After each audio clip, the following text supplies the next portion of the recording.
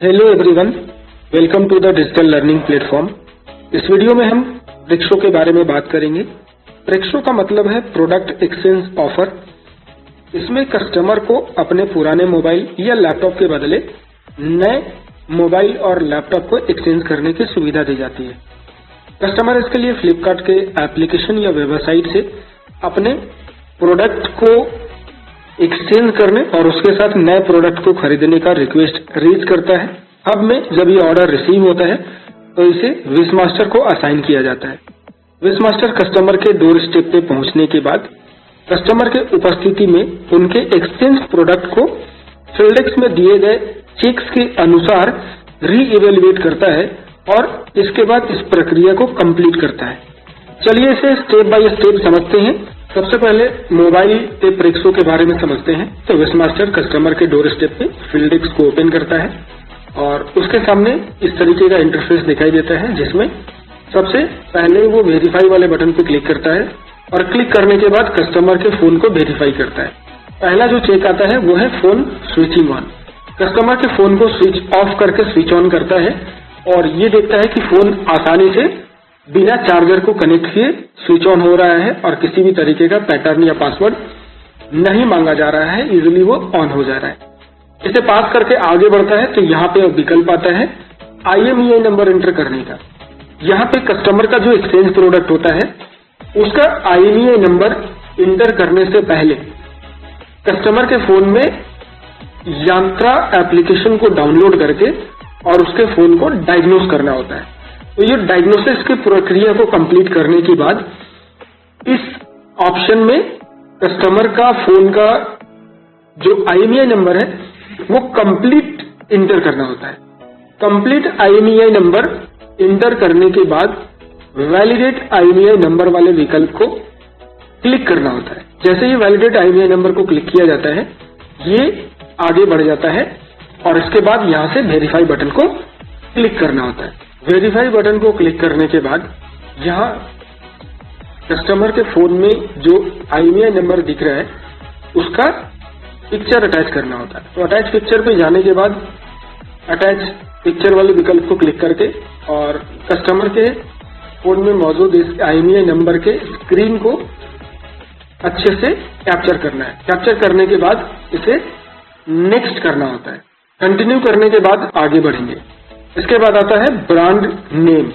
यहाँ पे चेक करना होता है कि कस्टमर के फोन का जो ब्रांड है क्या यहाँ पे जो ब्रांड दिया हुआ है वो उससे मैच कर रहा है। अगर मैच कर रहा है, जैसे इस केस में EMI है, तो हम उसे सिलेक्ट करते हैं और उसके बाद नेक्स्ट करते हैं, यानी कंटिन्यू। अगर ये मैच नहीं करता है तो इसे अदर सिलेक्ट करना होता है। इसके बाद आता है कंप्लीट IMEI नंबर एंटर करने के लिए जो यांत्रा को डायग्नोस करने के बाद चेक करना होता है। तो इस पेज में ये बोला जा रहा है कि IMEI नंबर जो यांत्रा में डायग्नोस्टिक करने के लिए इंटर किया गया है क्या वो पास है ऐप में प्रोडक्ट वैलिडेशन जहां पे आता है। अगर ये पास है तो हम इसे पास करेंगे और कंटिन्यू करेंगे। डिस्कलरेशन ऑन स्क्रीन को चेक करना है। कस्टमर के मोबाइल के स्क्रीन पे किसी भी तरीके का डिस्कलरेशन यानी कि दाग धब्बा, लाइनिंग स्पॉट, डेड पिक्सल नहीं होना चाहिए। अगर ये सही है तो हम इसे पास करेंगे, अन्यथा इसे फेल करेंगे और इसका पिक्चर अटैच करते हैं। पिक्चर अटैच करने पे आपको बताया जाएगा कि इसका सही पिक्चर अटैच करना है। तो अगर कहीं पे डेड पिक्सल या डिस्कलरेशन आपको दिख रहा है, पिक्चर को अटैच करें। हम उस पार्ट को कैप्चर करेंगे जहां पे डिस्कलरेशन है। पिक्चर अटैच करने के बाद कंटिन्यू करें। अगला चेक आता है एनी फंक्शनल इशू। तो ये यांत्रा में जो डायग्नोस करने के बाद रिपोर्ट आता है, हमें उसके आधार पर इसे पास या फेल करना है। देखना है कि ये जो स्क्रीन पे फंक्शनल टेस्ट आ रहा है जिसमें wifi, Bluetooth, GPS, face ID दिख रहा है, अगर ये पास है तो हम इसे पास करेंगे। अगर इसमें से कोई भी रेड दिख रहा है तो हम इसे फेल करेंगे। अगर ग्रीन या ग्रे है तो ये पास होगा। तो हम आगे बढ़ते हैं। पिक्चर को अटैच करने के बाद यहाँ पे दो पिक्चर अटैच करना है। पहला पिक्चर है फोन कैश ऐप स्क्रीन और दूसरा पिक्चर है फोन कैश G1 स्क्रीन पास, यानी कि ये जो आपके स्क्रीन पे टेस्ट का रिपोर्ट दिख रहा है उसका। आगे बढ़ते हैं और यहां पे आता है any camera issue.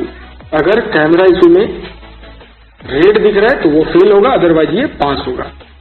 Crack on screen, पूरे स्क्रीन को अच्छे से वेरीफाई करना है, किसी भी तरीके का क्रैक नहीं होना चाहिए। अगर क्रैक है तो हम इसे फेल करते हैं, अदरवाइज ये पास होगा। बॉडी डेंट या डिसेप्ट, अगर प्रोडक्ट में किसी भी तरीके का डेंट है या डिसेप्ट है तो उसे फेल करेंगे, और अगर डिसेप्ट या डेंट नहीं है तो हम इसे पास करेंगे। पास करने के बाद इसे हम आगे कंटिन्यू करते हैं। अगला चेक है स्क्रीन कमिंग और बॉडी कमिंग आउट।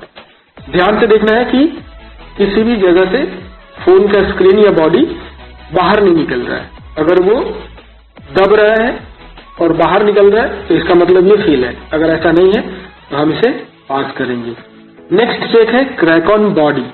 इसमें ध्यान रखना है कि बॉडी के किसी भी पार्ट पे कोई भी क्रैक नहीं होना चाहिए। अगर किसी तरीके का कोई क्रैक है तो हम इसे फेल करेंगे। अगर क्रैक नहीं है तो हम इसे पास करेंगे। उसके बाद इसका पिक्चर अटैच करना होगा, एक बैक साइड का और दूसरा फ्रंट साइड का। ये पिक्चर अटैच करते समय ध्यान देना है कि पिक्चर बिल्कुल क्लियर आ रहा हो।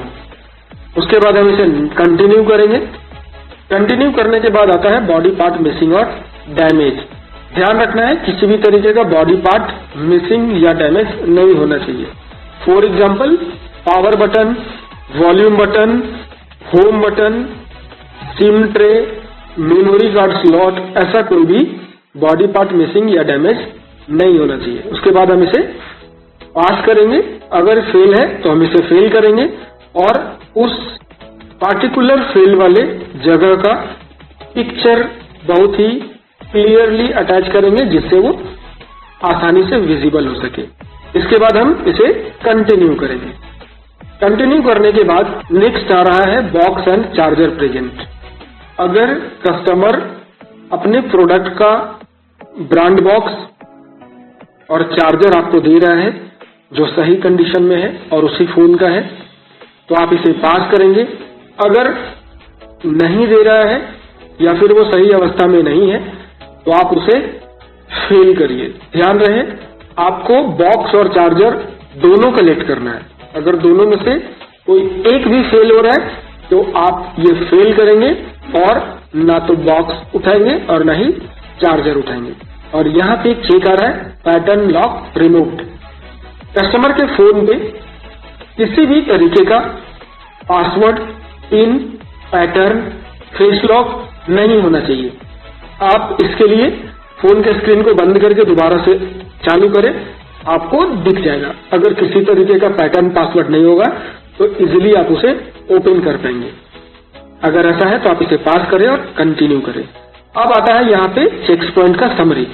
आप यहाँ पे देखेंगे कि जितने भी चेक पॉइंट आपने परफॉर्म किया है वो चेक पॉइंट आपको यहाँ पे विजिबल है। इसमें आप देख सकते हैं टोटल जो चेक पॉइंट्स है उसमें 3 टेस्ट फेल हुआ है।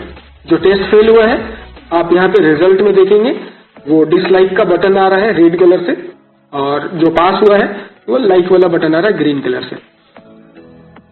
कंफर्म करने के बाद आपको यहाँ ऑप्शन दिखाई देगा कि are you sure you can not modify answer after this step, क्योंकि आप इसके बाद जो परफॉर्मेंस आपने किया है उसका रिजल्ट को आप चेंज नहीं कर सकते।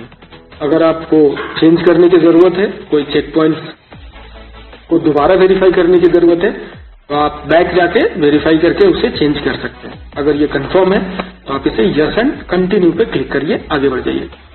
यहाँ पे आ रहा है फाइनल अमाउंट टू कलेक्ट। तो आप यहाँ पे देख सकते हैं कि फाइनल अमाउंट आ रहा है कलेक्ट करने के लिए 10,898 रुपीज। इसके बाद कस्टमर के फोन पे आपको सेंड कंसेंट वाले बटन पे क्लिक करके कंसेंट सेंड करना है। ये कस्टमर के फोन पे रिसीव होगा। कस्टमर अपने फोन पे उस रिसीव किए गए मैसेज में एक लिंक होता है, उस पर क्लिक करके अपने मोबाइल नंबर का आखिरी 4 डिजिट इंटर करके उस कंसेंट को कंफर्म करेगा। कंफर्म करने के बाद आप वेरीफाई रिस्पॉन्स वाले ऑप्शन को क्लिक करें। वेरीफाई रिस्पॉन्स पे क्लिक करते ही आपका कंसेंट जो है कस्टमर का वो अपडेट हो जाएगा। कंसेंट रिसीव फ्रॉम कस्टमर, आप जस्ट उसे प्रोसीड करिए और प्राप्त कंसेंट के आधार पे आप इस विकल्प को सिलेक्ट करें, pickup exchange item and collect. इसके बाद इस ट्रांजैक्शन के लिए कस्टमर को इन्फॉर्म करने के लिए इस ऑप्शन को सिलेक्ट करें और कलेक्ट वाले ऑप्शन को क्लिक करें। इसके बाद कस्टमर का फॉरवर्ड शिपमेंट को स्कैन करें। स्कैन करने के बाद कस्टमर के मोबाइल में एक OTP रिसीव होगा, चेक करें और यहाँ पे एंटर करें।